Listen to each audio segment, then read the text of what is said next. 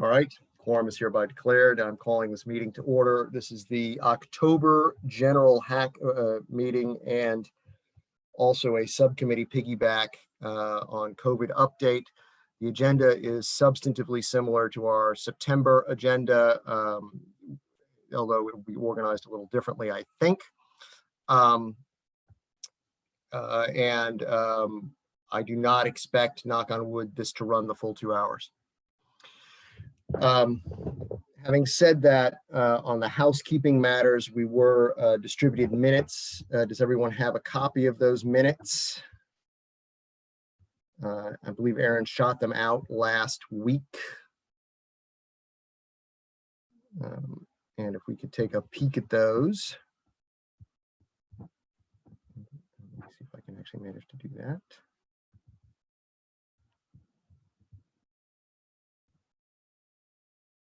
So if we could please review the minutes at this time.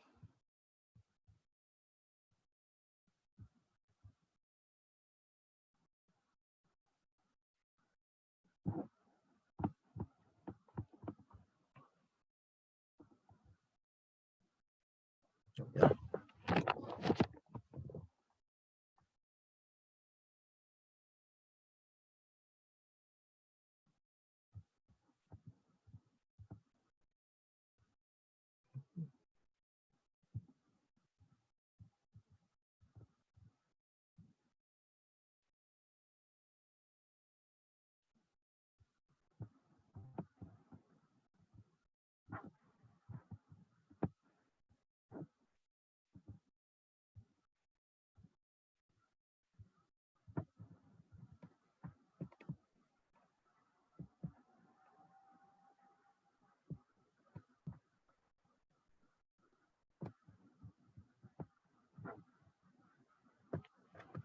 And the chair will be happy to entertain any motion or discussion of said minutes.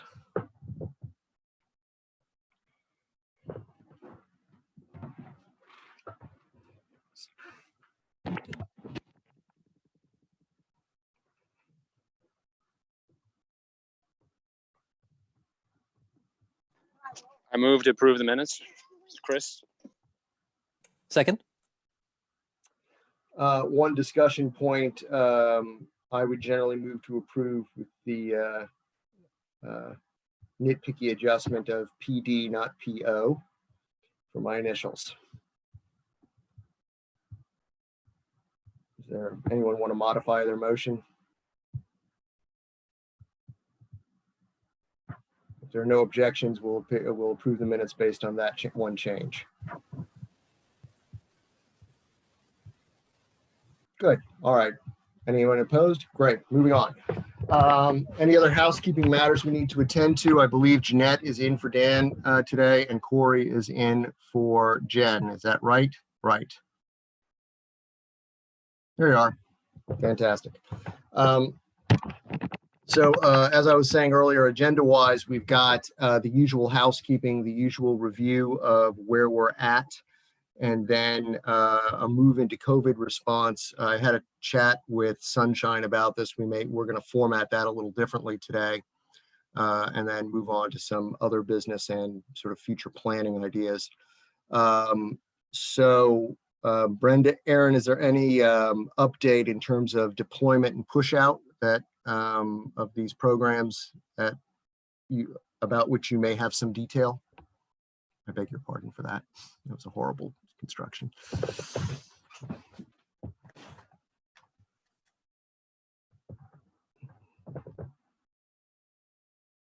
Yes, no?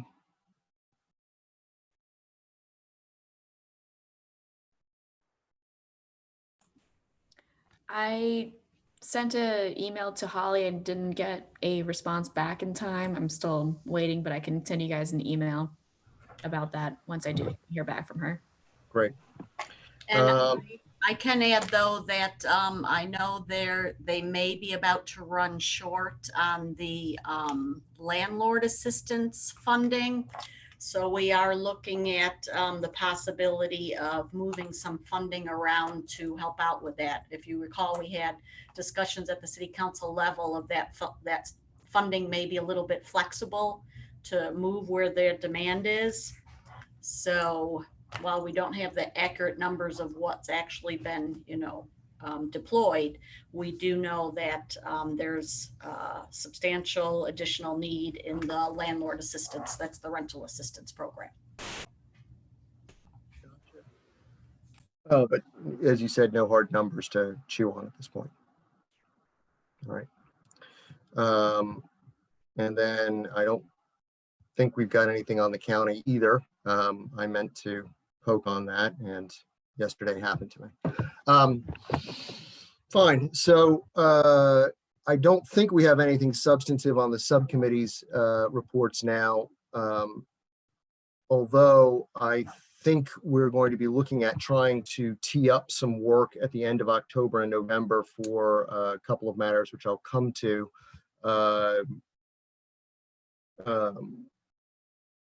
Sunshine just messaged me that he is still out of pocket, but he was not clear as to when he wouldn't be.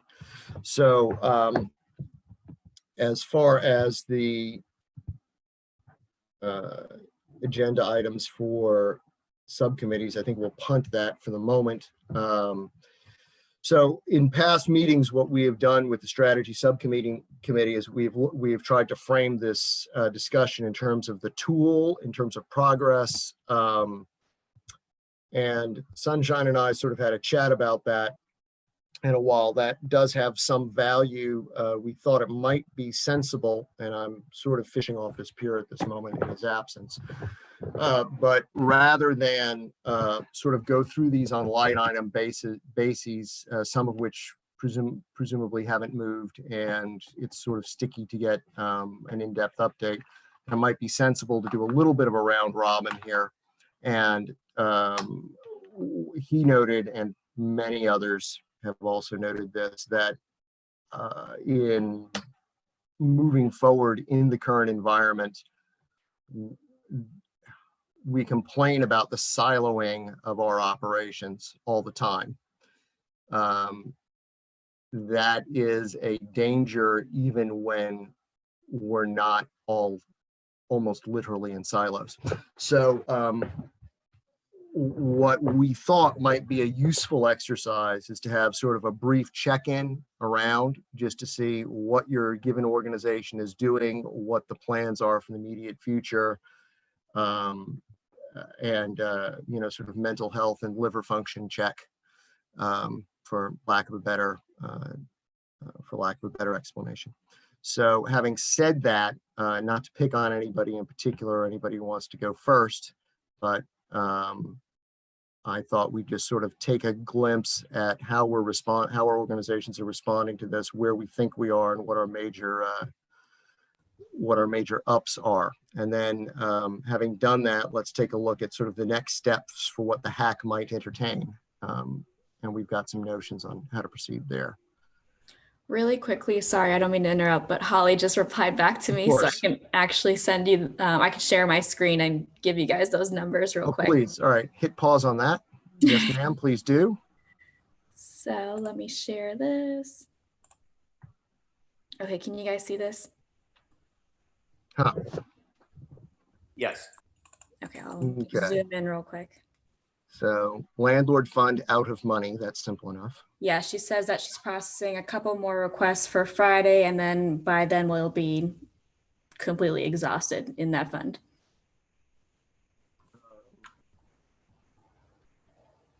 I guess these are just the raw. We don't have any details on the what's and wheres.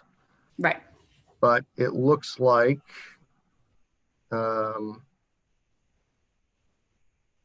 somebody help me out here, that we have committed, we have pushed out, is that right? Roughly 263, about 40% of the funds, right? And we've actually pushed out. Somebody want to check my math on that? I'm a history major, so I can't check your math.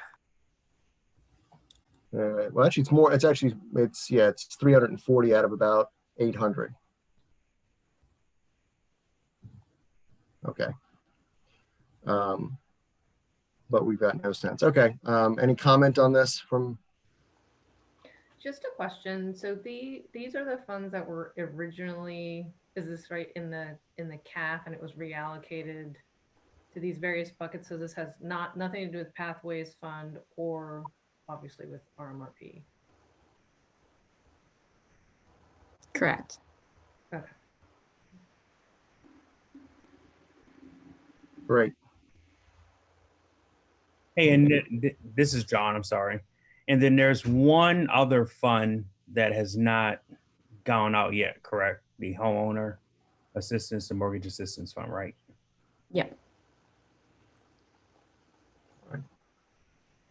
And we all sort of knew that would be that would sort of trail behind the others, just the nature of what relief is being offered already, and that the need for that is really probably a 2021 need.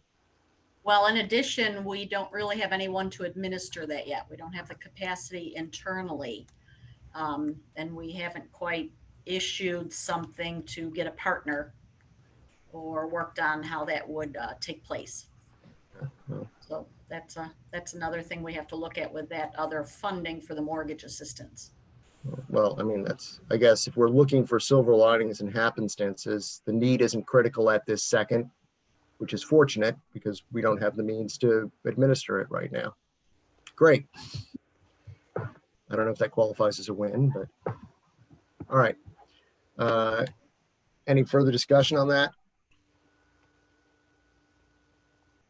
Okay, so back to sort of the general check-in before we take next steps as to where we might see our activity in for the balance of the year. Not to pick on anybody in particular, but Jeanette, you want to give us a 50-cent tour of the Habitat universe vis-a-vis COVID at this moment? So are we referring to that spreadsheet of the different areas that? Correct. So can somebody pop that up? We were actually going to sort of not dive into that too deeply directly. Let me see if I can get it up without bruising. Let's see if we've got I will make an attempt to pull it up here. All right. I mean, I would say that, Habitat at the beginning of COVID made a few changes. One was to open up our housing counseling to the general public and not just those families that were going through a home buyer program or a Pathways to Housing program. So we have continued that and they continue to be open. We're continuing to take new clients. We are continuing to support at least our homeowners who have reached out for mortgage assistance. And so far, although I have a question about this, it seems like RMRP is meeting the needs of most people that we're sending their way. I did have a question. I don't know if anyone on the call right now has any sense of sort of what's left in terms of RMRP. Does anybody have a sense of that? Sorry, what is RMRP?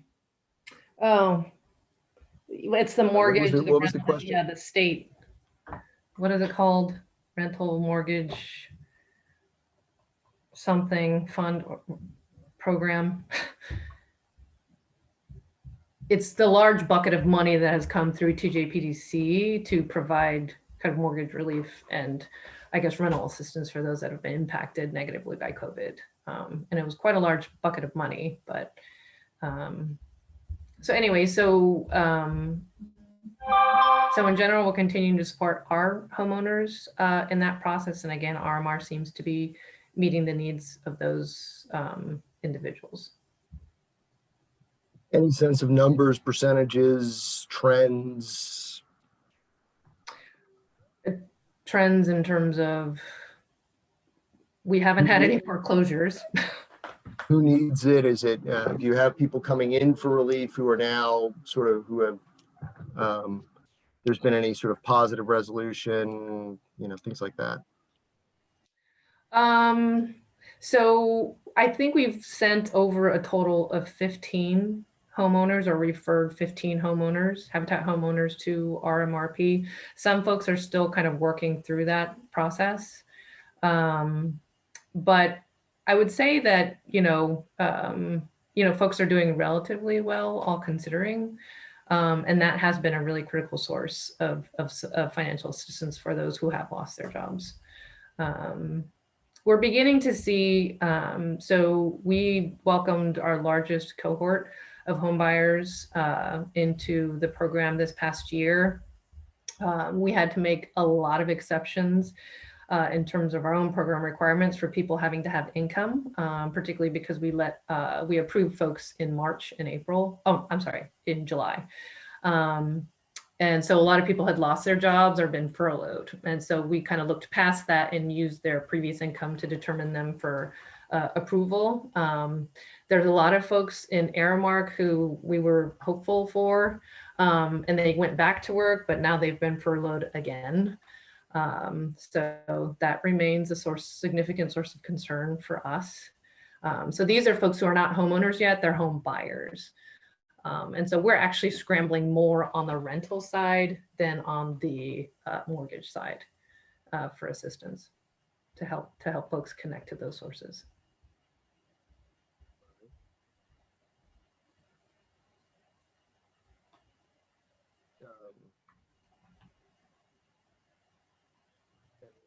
Any thoughts on where you're going to be by the end of the year? What your signs of, I guess on the mortgage relief side, you haven't seen anything that comes off of that. And I guess, what are you doing about these folks with Aramark who were gung-ho and now, I guess, do not have jobs? I mean, are they in your cohort still? Are they sort of in a holding pattern? Yeah, so they're still working through the program. We don't, people don't fall off our list just because they lose their jobs. We do try to do what we can to help them find employment. So Network to Work has been a huge connection for us in that respect. Thank you, Ridge. And we've also created a couple of partnerships, for example, with, is it MSC? What is that large property management company that owns a bunch of university units? But they've opened up a number of different slots, employment slots, for a partnership with Habitat for home buyers that are looking to increase their income. So that's been helpful as well. But yes, employment support is a huge component right now of our financial coaching work. Is that a useful segue to Ridge? Because Ridge, you've been busy. We cannot hear you, Ridge. You're muted. All right. There you go. So just in a round robin format, Network to Work focused on serving our existing job seekers when the pandemic hit. So we had 903 job seekers enrolled in our Network to Work program.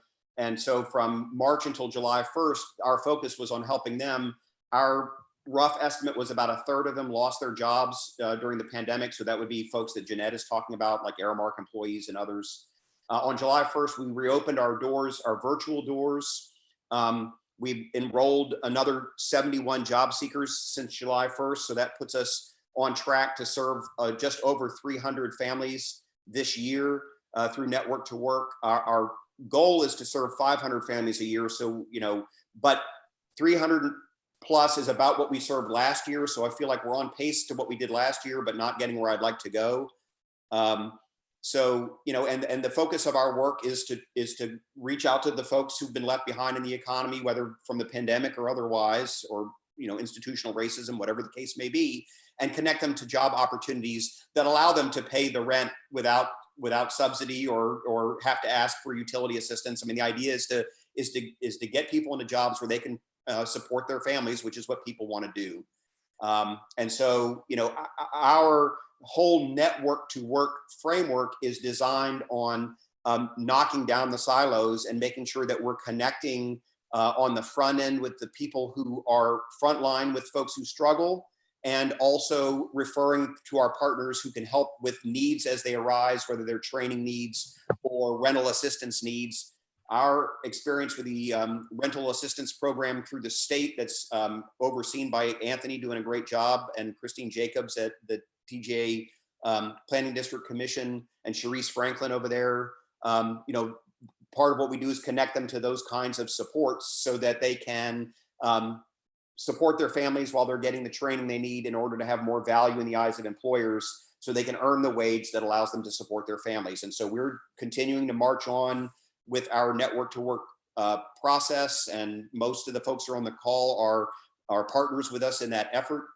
Our take on affordable housing is one way to make housing affordable is to boost the incomes of the people so they can afford the housing that we have. And so that's kind of our angle on the affordable housing issue. And lastly, I'd forgotten that Anthony was not going to be on today, and I was thinking that maybe Christine would be here, but the last report that I have from the RMRP, which I can't remember exactly what the acronyms stand for, but that our region was approved for a third bucket of $450,000. Applications are open until November 13th for that money.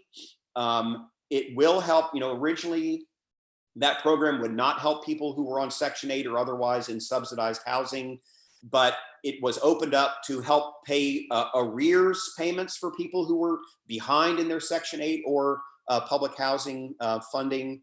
And so those folks are eligible to, pay the back rent, which hopefully will avoid the eviction problem that we know is coming when the eviction moratorium ends. But our region is doing very well distributing those funds in that program. And so we were approved for that third bucket of $450,000, bring the total in our region to $1.35 million that was available or is available for folks for the rental and mortgage assistance program that is coming down from the state. That's my report.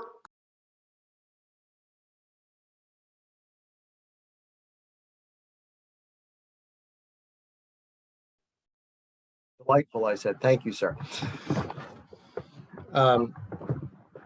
All right. Anyone else want to jump in here with where your organization is at and how you're faring under the current circumstance? Everyone wave to Lyle's cat.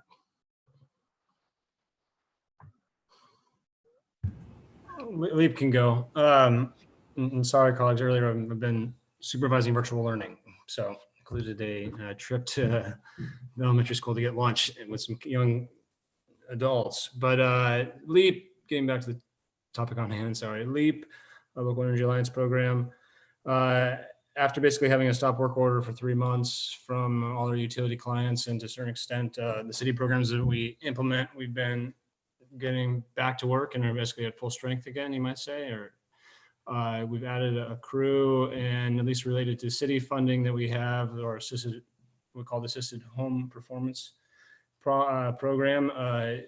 We have exhausted all of the funding and have it committed through the end of this year. And that's where we, at least related to housing, we are helping low-income homeowners replace equipment or make energy efficiency improvements, a lot of equipment replacement. To a certain extent, and luckily, we are anticipating a Dominion regulated program coming from the state to step up and actually fill that gap or hole that is coming, basically. Previously, utility programs weren't paying for, the regulated utility programs for Dominion, for example, weren't paying for equipment replacement, but starting January 1st, they should.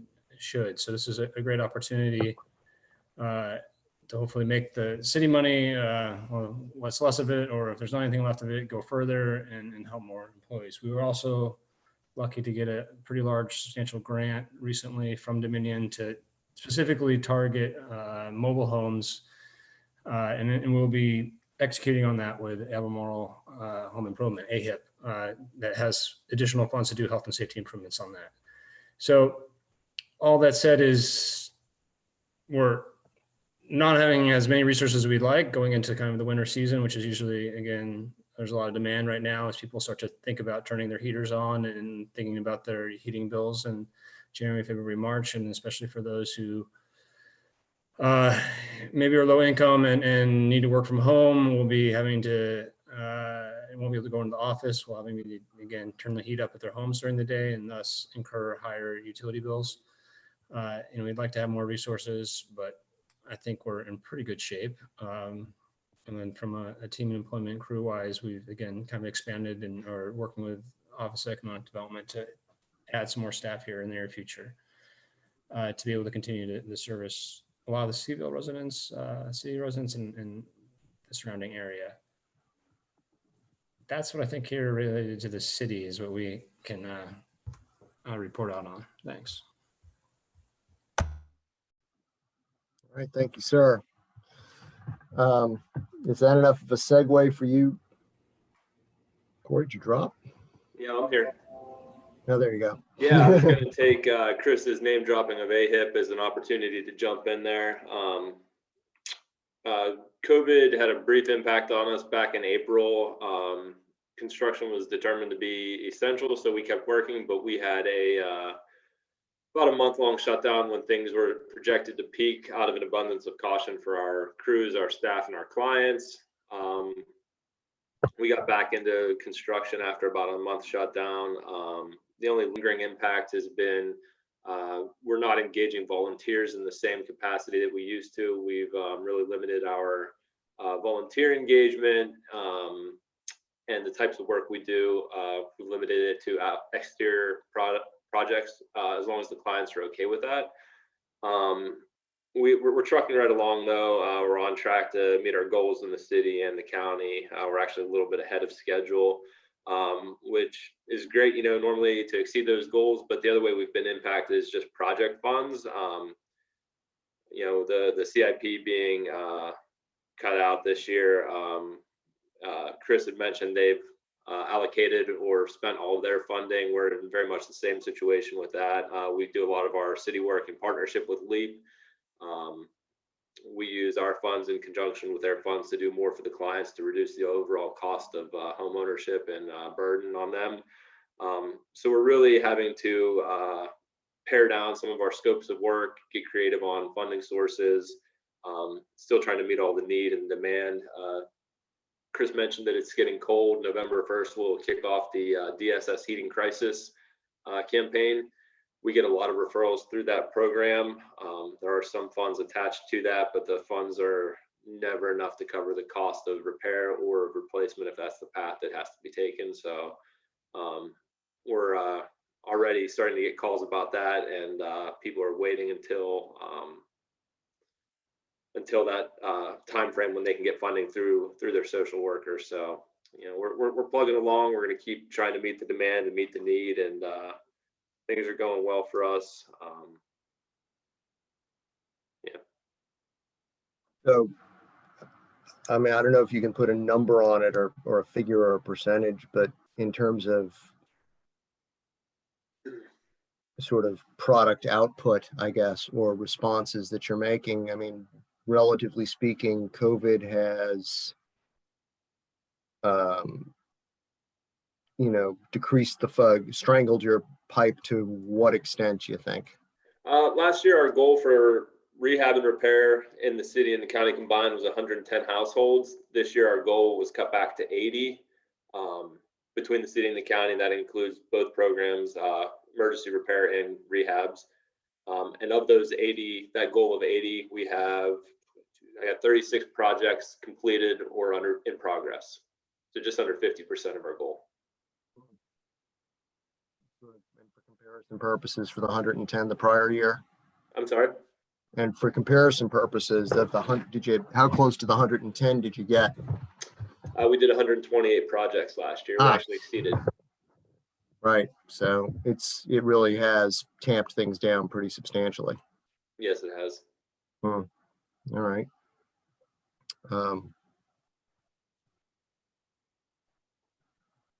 Any further questions or comments on that? So, all right. Does that work qualify for any CARES funding? It may down the road. We felt some of the CARES money that was available, there was a more immediate need from some of the other organizations doing work, especially around food insecurity and immediate homelessness for folks that were out of work. by and large, a lot of the folks we serve are older and maybe already own their homes, so they're not at risk of not being able to pay their mortgage. And you know, in fairness, our clients were already struggling well before COVID. You know, the majority of our clients are under that 30% AMI mark. So they were already struggling before this, and it hasn't impacted them yet. We think there may be more of an impact in the clients that we're serving in the next 6 to 12 months, as they're really struggling to make decisions about what to pay for with what money they have available. Deferred maintenance has always been an issue. It may become a larger issue as they're deciding between paying rent, paying a mortgage, buying food. So housing repairs and critical repair needs are going to be pushed by the wayside even further.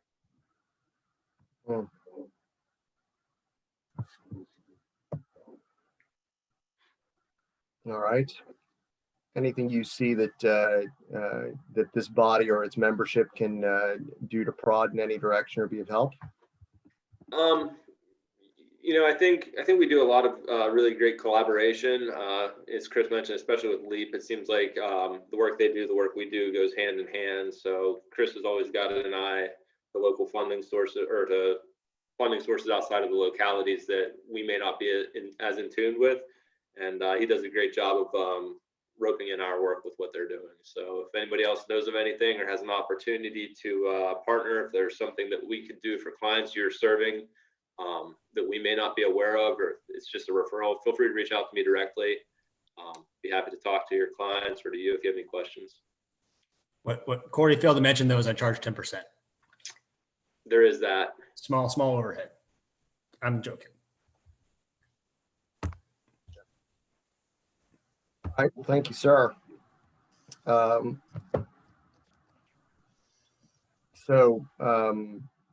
In no particular order, Lisa Torres, is there anything from the vantage of the school board that where COVID and hack all comes together here, and your observations?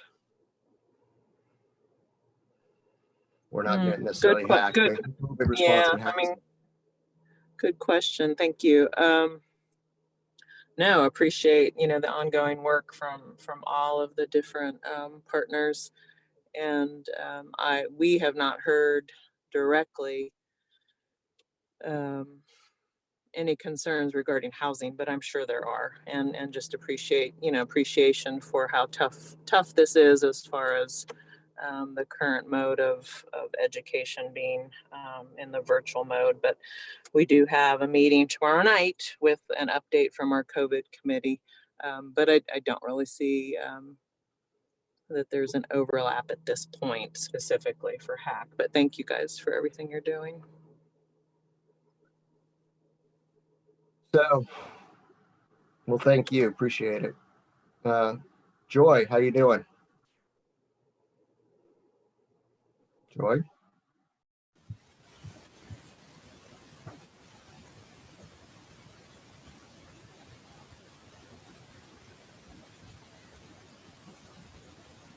Your microphone is live, Joy.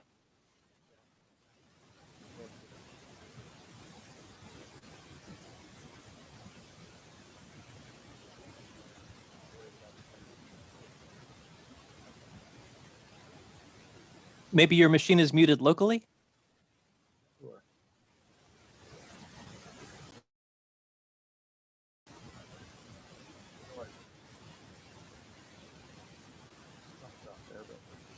Okay.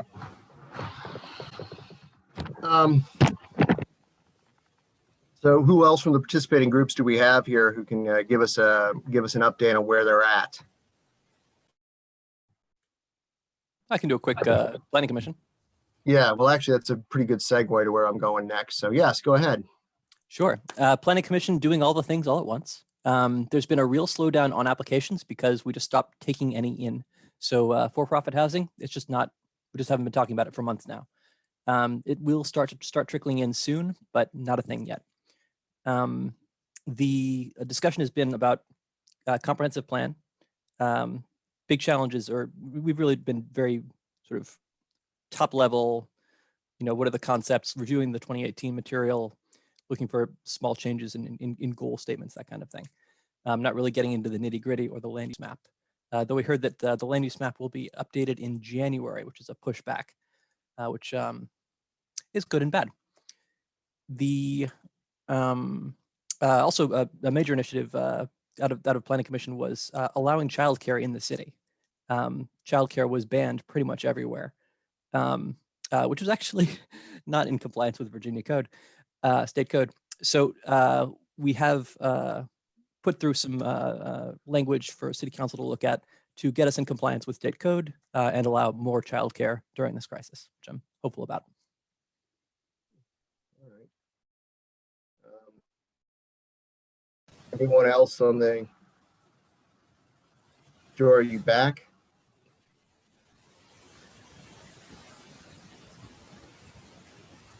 I can hear plenty of Joy's background. I just can't hear Joy herself. Hey, Phil, maybe as we potentially wait for Joy to join us, I do have a bit of an update on the short-term rental issue. I think anecdotally people might have seen, at least in my neighborhood, there seems to be picking up again. The Delegate Hudson had, again, expressed interest in the report that was generated out of the committee and looks to be forming some legislation or drafting legislation now that the assembly is done that will require or request short-term rental companies to share information.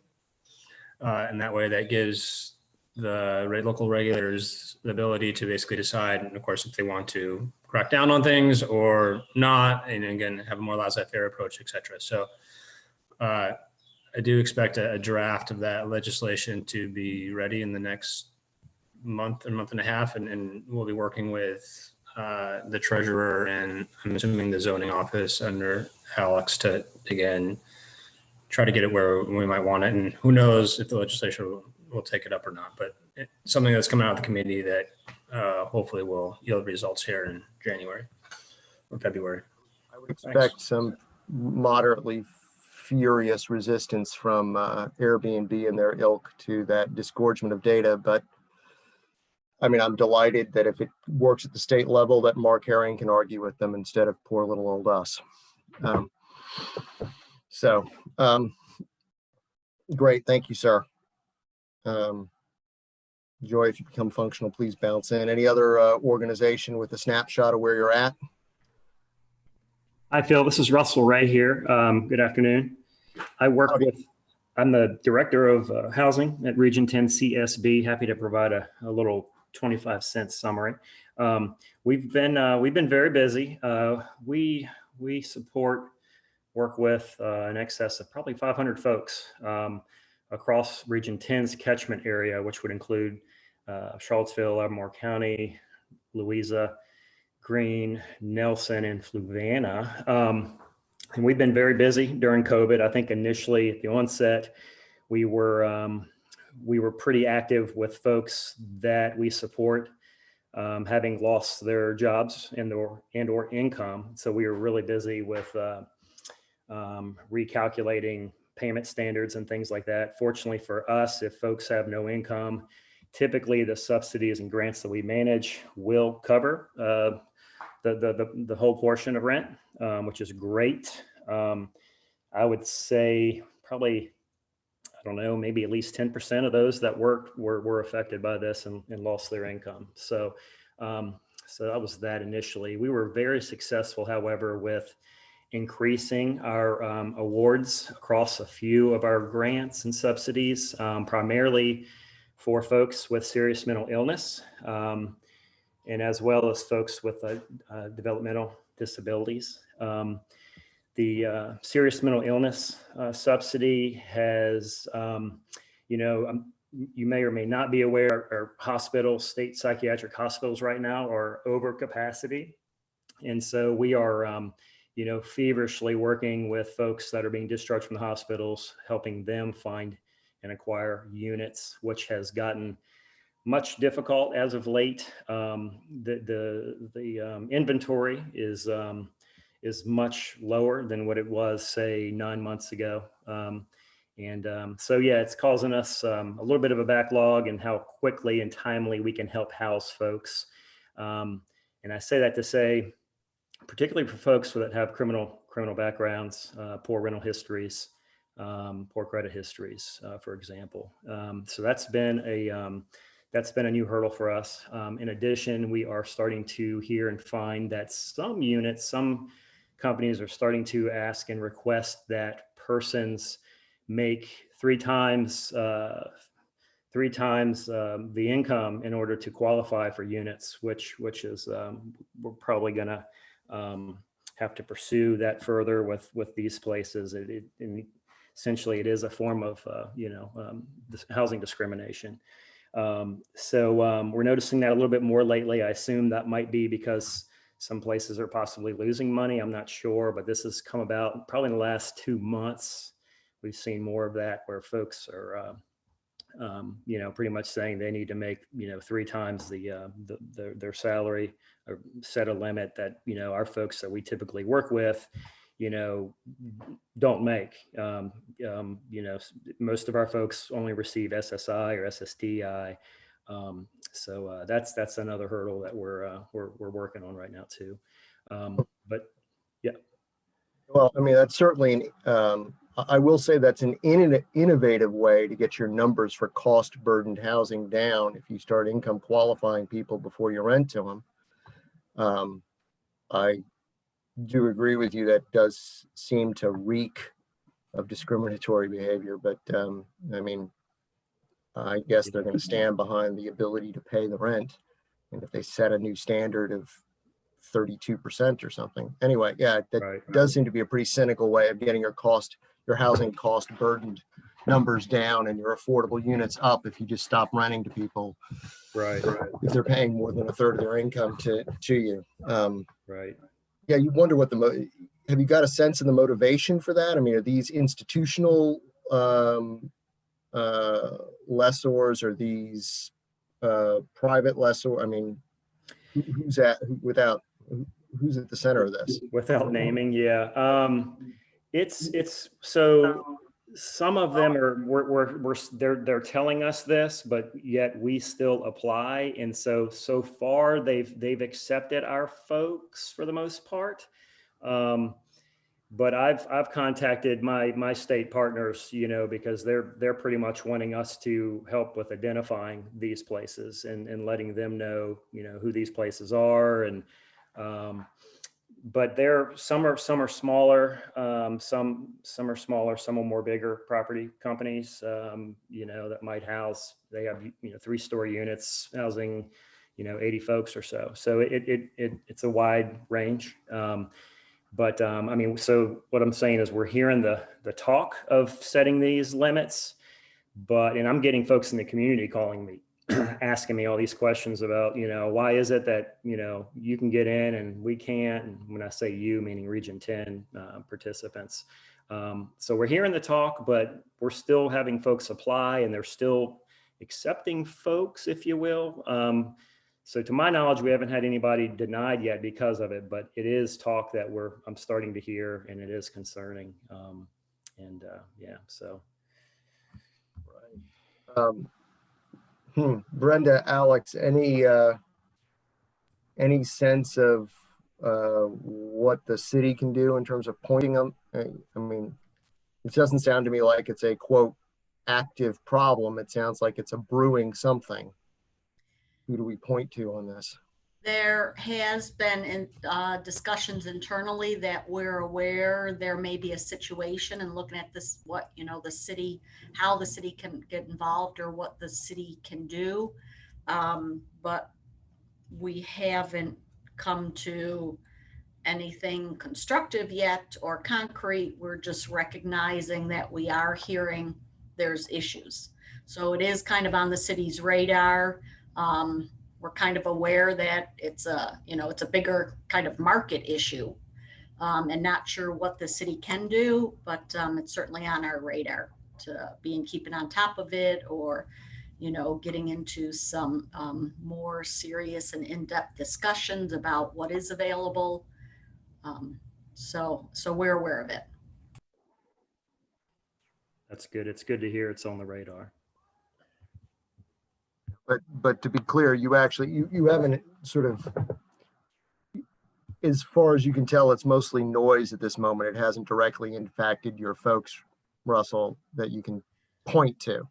Correct. And I honestly, like, I don't think that they're gonna, send out like a formal letter to folks saying that, hey, you weren't selected. They're smarter than that. But it is talk we're hearing. And like I said, I'm getting phone calls from folks in the community asking me about it. And I'm assuming maybe they've been denied. And so they're asking me, how is it that I can help support folks get in there? I mean, I guess they know them personally and know their financial situations and know that their salaries are well below. So I can only surmise that maybe they didn't get selected due to their income. But yeah, nothing specifically, I have no proof that any of our folks so far have been turned down as a result, but it is definitely talk that I'm hearing. And I'm also hearing it's not just Charlottesville. This is throughout the Commonwealth.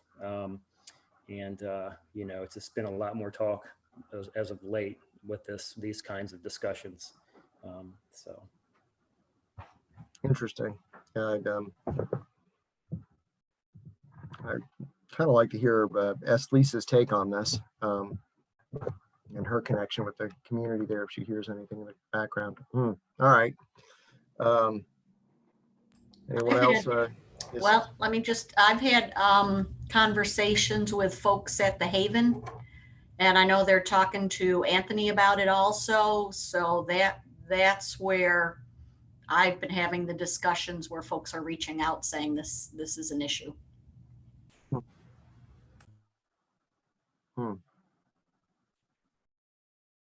Yeah, okay. Anyone else driving on the stakeholder side who can give us a thumbnail? This is Michael. I joined 15 minutes late, so might have missed it. Was there any update from the city about our revenue situation? No. Okay. Well, just real quick, last city council meeting, we've been getting monthly updates about the city's revenue situation. Obviously, we had an original budget that was passed, then a revised budget, which was lower. And last meeting, we received information that from our already revised budget, we are $4.5 million lower in terms of revenue than that revised projection, primarily being driven by meals and lodging tax being far lower than the revised COVID predictions.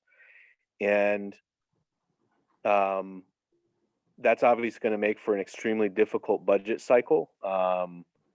And that's obviously relevant to the hack. I think at this point, realistically, the only money available for the city for new housing supports is probably going to be coming from the state and federal government. We have been able to make some good allocations through the CARES Act and some of the, funneled through the state, the rent and mortgage relief program. But the revenue situation is looking pretty bleak and could get worse absent federal support, as if the impact on the restaurant industry is higher in the winter than anticipated. So just wanted to give that happy revenue update. Thank you so much. Phil, I have some other city updates if you want those now or later. Yes, ma'am. Okay. So the affordable housing strategy that our consultants are working on in conjunction with the comprehensive plan and the zoning rewrite, we're getting pretty close to almost having a draft ready to put out to Excellent. the public for review. So I think we can be looking at that probably sometime early November. And then the consultants will be looking for some input and probably some more stakeholder engagement sessions to be talking about the input they're receiving. So just wanted to let you know that that should be coming shortly in some shape or form. And this is not the tools and the goals and the strategies that they've been talking about. This is actually the start of a draft plan. So, and ultimately, this will become one of the elements in the city's comprehensive plan overall. So that's why they're working on getting a, good grasp on this as they continue working on the comprehensive plan. I don't know if you're all aware of the city council meeting on Monday night where the city moved along needs 2 readings. So it was just the first reading of funding approvals for the Crescent Halls and the South First Street Phase 1 projects to allocate the CIP funding dollars, put those agreements in place. And also likewise with the Friendship Court redevelopment, the city council is moving along to second reading, the approval of the agreements for the CIP funding for the Phase 1 of Friendship Court redevelopment. More specifically on the Friendship Court, the city is requiring covenants that will cover a 99-year affordability period for all 4 phases. There will be a master covenant on the site. And as to the housing authority properties, the HUD will continue kind of regulating the affordability on that. And also both projects are LIHTC funded, so there will be some LIHTC requirements and restrictions on those properties. So just wanted to give you an update on those. Thank you, ma'am. Any comments, questions on that piece? So actually, that's kind of a useful segue to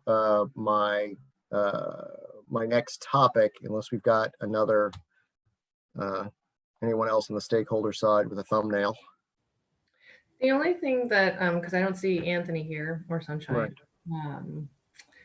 So as now my hat is the board chair for TJAC. So there's a lot happening in the homeless services world. As I think most people know, TJAC, PHA, CACF, and Virginia Supportive Housing are collaborating in an effort around sort of the purchase of the Red Carpet Inn off of 29, as both a sort of an immediate solution for emergency shelter during COVID for folks that are very high risk and experiencing homelessness. So as an interim kind of emergency shelter, because right now we are paying about $100,000 plus a month to house people at La Quinta Inn Suites, and that's about 30 to 35 rooms. We have money through November to continue that. So that's an extraordinary cost for us as a community, but particularly for the homeless services world.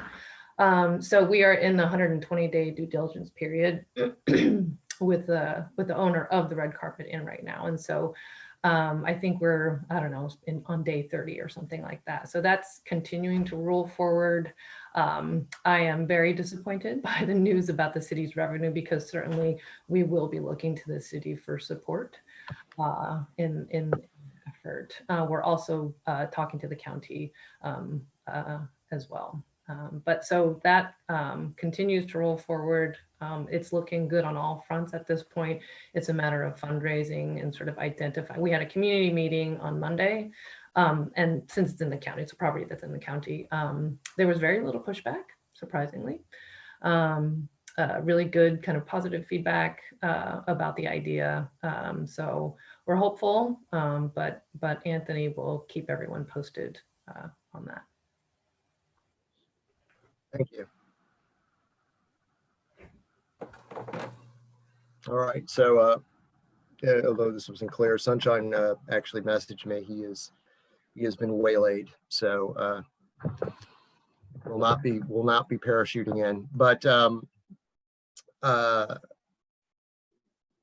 back to my attempt at a segue, as in regards the development of the affordable housing plan and HRNA. To date, the HAC has not sort of directly engaged with that beyond our sort of initial lift to push forward the idea of a comprehensive plan, to be driven in part by this sort of tying all of that together. And it's probably appropriate that the HAC does sort of take a dive into where we are in that process, since we are in a stage of providing recommendations and input from various stakeholders. My understanding is that both Click and Chalk have provided some feedback in progress to them, and that there is, and it looks to me like the next sort of major event, which may or may not coincide with a, I guess, available readable draft, is the November 10th work session, which as far as I know is still a November 10th work session. And to that end, having chatted with a couple of you, it would seem that we're probably past the point, but we certainly should take a dive at where we are based on the presentations given and the material we have, even ahead of that draft, to sort of pull together some sort of, to the extent that we have recommendations or comments to make.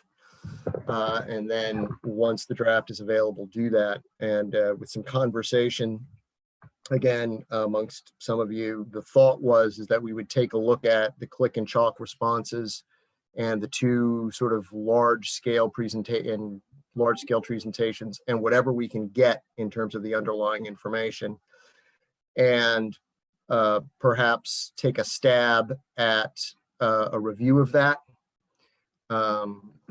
First, sort of circulating some of that material amongst the HAC with a point back for written comments. And then I guess in terms of a timeline, a meeting at the very beginning of November. I know that we've got some limited ability to do some subcommittee independent standing meetings, but so, I mean, ideally it would be a political, policy subcommittee meeting to sort of chew on that, and then to provide some recommendations ahead of that work session or some thoughts, and then a regular meeting to wrap that, or if we have to make them the HAC November and December meetings and just move the dates around a little bit. Any thoughts on that? That does sort of land that on Ridge's desk a little bit, and Dan, who is conveniently for us not here to say no. So, Mr. Chair, thanks for your weighing in on this. Yeah, I think there will be ample time for HAC, to weigh in. I think what you are proposing is in order in terms of HAC taking a look at the document, reviewing it, and providing comments or recommendations, if you will, for the consultant to consider. Regarding Click, I think Click, I read their recommendations, which is pretty comprehensive in scope and very practical recommendations. I think the consultant looked at it as well, and some of the things proposed by Click were already considered as part of the plan, and consultant noted, and I also concluded that, but they provided a very good and practical recommendations. So HAC will have the opportunity to review that and then provide recommendation for consideration. One thing that is on my mind is you were asking for earlier HAC subcommittee or HAC meeting. I'm going to follow up with the consultant, so there will be opportunity for both entities to have a discussion on that particular plan after you guys have had the opportunity to look at it, so that might be at your next meeting. And if you also have a recommendation before the joint City Council and Planning Commission meeting, that will also be welcome, So in a nutshell, we'll be looking forward to HAC review and recommendation, and hopefully those will be practical recommendations that can be integrated into the document. Great. Anything that you've got as sort of the succinct Click recommendations would be helpful for us to plop. I'm sure we can obtain them, but if you've got something that's been, that's sort of neat and clean and easily transferable, that would be helpful. So to me, the timing, it sounds like if we sort of disperse what we have amongst the hack for written comment, that we should probably meet no later than November 3rd, some sort of subcommittee to sort of solidify that. That's even a little tight to get things out for the session, but I mean, the calendar is the calendar, and it keeps inexorably moving forward despite our best efforts. Does anybody have thoughts on that in terms of the basic plan or the timeline? So, all right, so let's, I mean, we'll sort of look to scheduling. I know we're sort of on this first come, first serve on the subcommittee. So whatever we'll call it, and I'm not really sure of the exact date. I'll have to get with, I guess, Ridge and Dan will be driving on that. But we'll get started, and November 3rd may not be the best day to have a meeting, and we all may not be at our best that morning, but we'll do what we can do. So are there any other matters that we should be discussing at this point? Anything that I've missed or glossed over? Anyone else want to chime in with where they're at? This organizationally, personally, emotionally, any other way? Is there any update on a couple of things at the city? First, the landlord risk reduction. Well, I forgot what it was called, the mobility fund. And then also, any movement on discussion around the ADU ordinance? Or is that just all on hold until a housing coordinator is hired? I think the latter is the short answer, but Brendy might be able to speak to that too.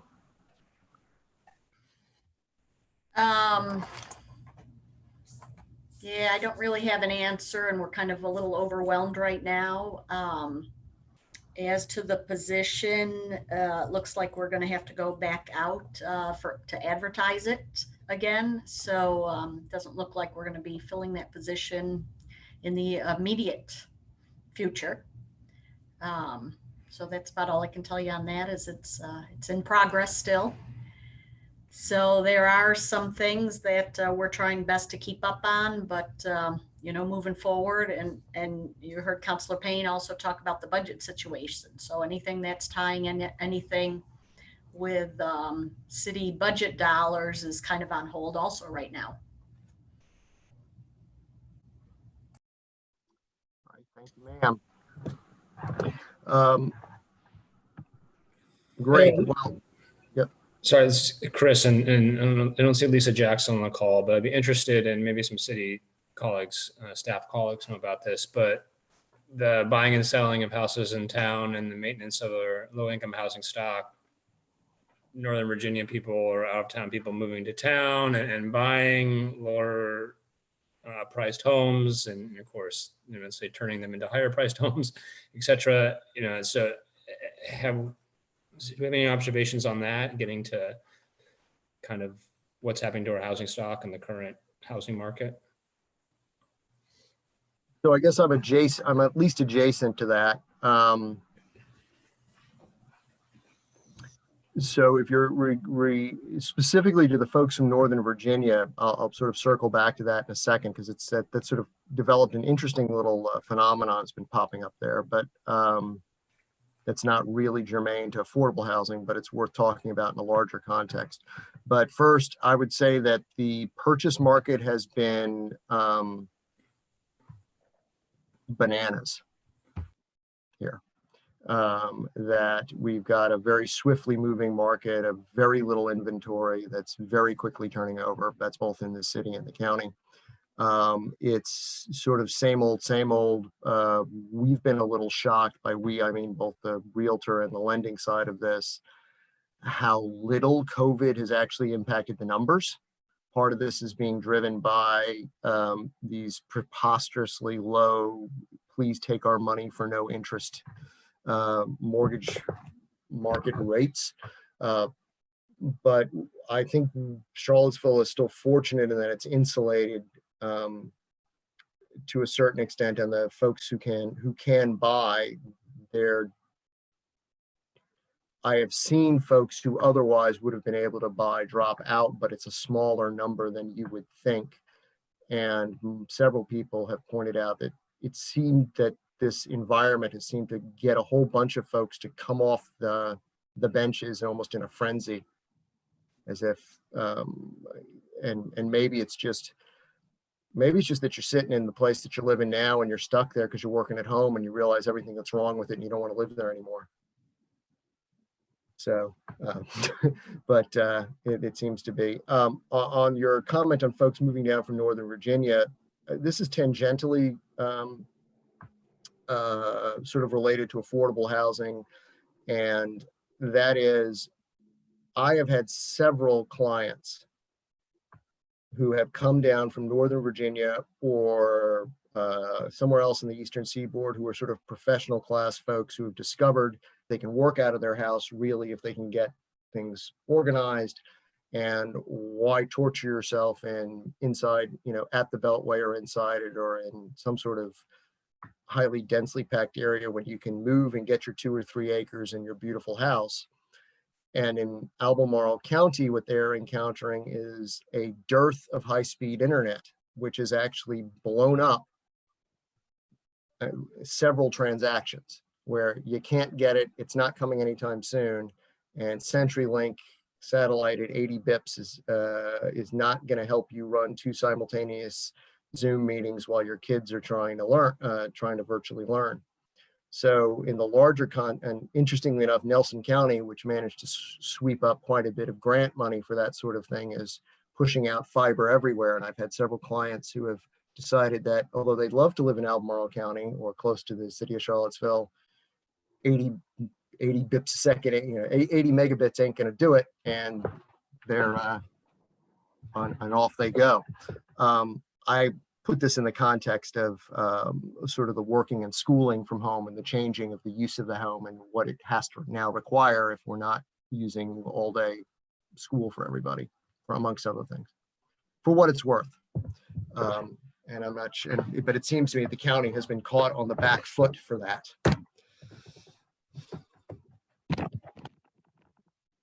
For what it's worth. Well,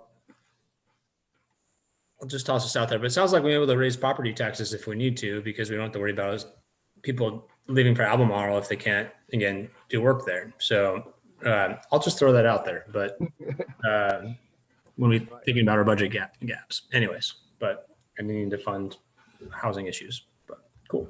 Your mouth to Michael Payne's ears.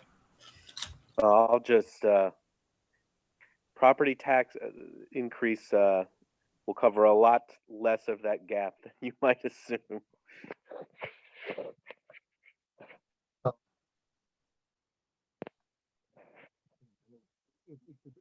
If the solution were simple, we would have found it by now. So, any other matters for discussion? Any matters of public, and if not, I'll open up for public comment if there are any.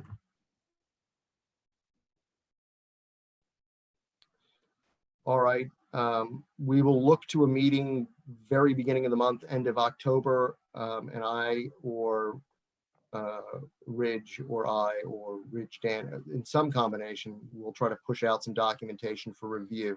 Yes, sir. Early November? Yes. You're stating a preference?